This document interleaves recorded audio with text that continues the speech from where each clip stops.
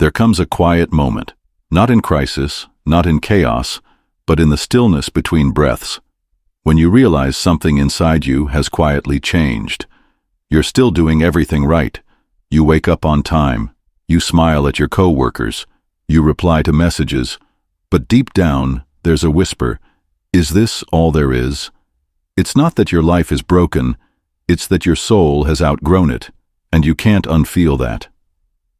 Carl Jung called this the call to individuation, not a breakdown, but a sacred invitation from your deeper self. It doesn't come with fireworks. It comes in the ache you can't name, the dream that lingers after you wake up, the sudden urge to cry while listening to a song you've heard 100 times. This is not confusion. This is consciousness rising. Your ego built a life that worked, roles, achievements, routines. But now your inner world is asking for something truer, authenticity over approval, depth over distraction, being over doing. And so the unraveling begins.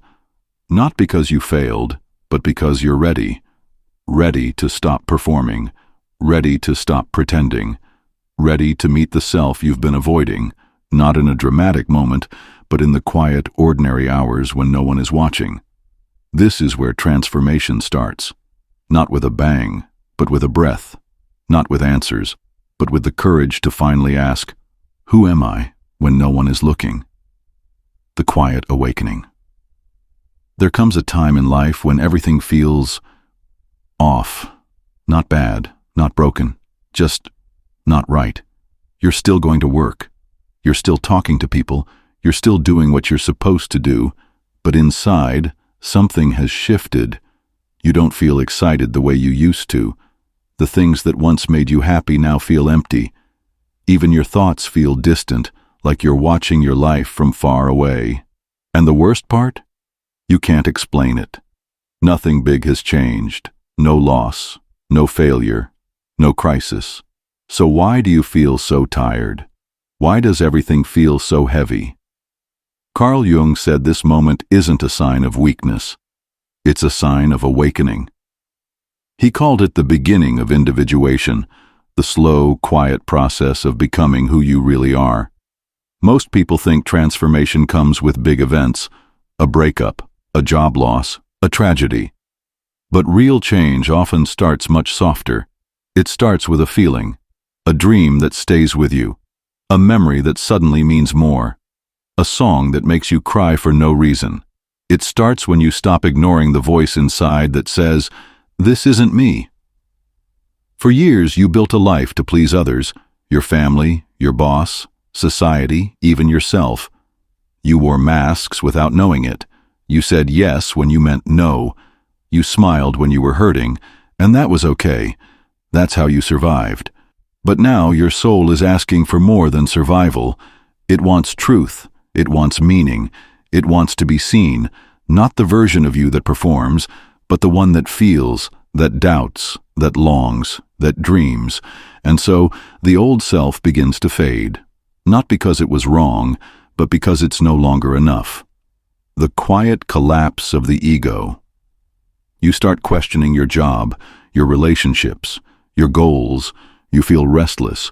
You want to be alone. You don't care about things you once did. People might say you've changed, but you don't feel like a new person. You feel like the real person is finally waking up after a long sleep. This isn't a phase. This isn't confusion. This is your deeper self rising, slowly, quietly, but surely. Jung believed that before the new self can be born, the old one must soften. And the old self is built on the ego, not in the way we use the word today, like, he's so egotistical. Jung meant something deeper. The ego is the part of you that says, I am this job, I am this role, I am what people think of me. It's the organizer, the doer, the one who keeps everything under control. And for a long time it did a good job. But now it's running out of fuel. Because the ego can't answer the quests. What your dreams are trying to tell you. Have you noticed your dreams lately? Maybe they're stranger, more vivid, or maybe you're remembering them for the first time in years. Jung believed dreams are not random.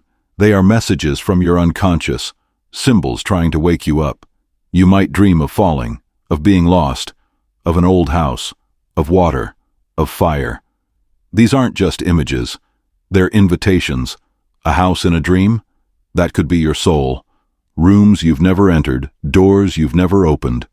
Water, emotions rising, fire, a passion that's been buried, falling, letting go of control. Jung said we don't analyze dreams to find answers. We sit with them. We ask, what does this feel like in my life right now? Because the unconscious doesn't speak in logic. It speaks in feeling, in metaphor, in symbols. And when you start listening, you begin to see signs everywhere. A bird that keeps appearing, a phrase in a book that hits you like lightning, a memory that comes back with new meaning. These are not accidents. These are synchronicities, what Jung called meaningful coincidences. Like the universe is whispering, pay attention, you're on the right path. You don't need to understand it all. You just need to stop ignoring it. Because your inner world is trying to guide you. It's been guiding you all along. But now, for the first time, you're quiet enough to hear it. The power of saying no. One day, you realize you don't want to go to that party. You don't want to reply to that message. You don't want to keep doing the thing everyone expects from you. And for the first time, you say, no. Not angrily, not dramatically, just quietly. And something shifts. This is a sacred moment. Because saying no isn't selfish. It's self-respect. It's the first real boundary you've drawn in years. Jung said healing isn't about becoming perfect. It's about becoming real. And the real self doesn't say yes to everything. It protects its energy. It knows when to rest. It knows when to walk away. You might lose people. Some friends won't understand. Some family will say you've become distant or too sensitive. But the truth is, you're not pulling away from them. You're pulling toward yourself. And that's the bravest thing you can do. The people who matter will stay. The ones who only loved your mask. They were never really seeing you anyway. Saying no gives space for your yes to become true. Not the yes that pleases, but the yes that comes from deep inside. The one that says, this feels right. This is mine. You start choosing walks over meetings, silence over small talk, tea over drinks, writing over scrolling. Not because you hate the old things, but because your soul needs different food now, and slowly your life begins to reflect who you are, not who you were told to be, coming back to life. And then, one day, it happens.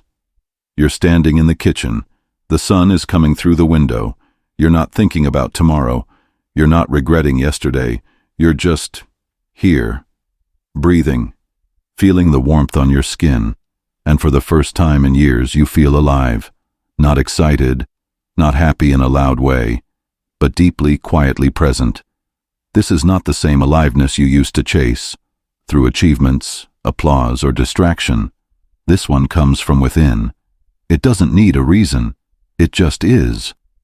This is what Jung meant by wholeness, not perfection, not constant peace, but integration, the light and the dark, the strength and the softness, the joy and the grief, all held together.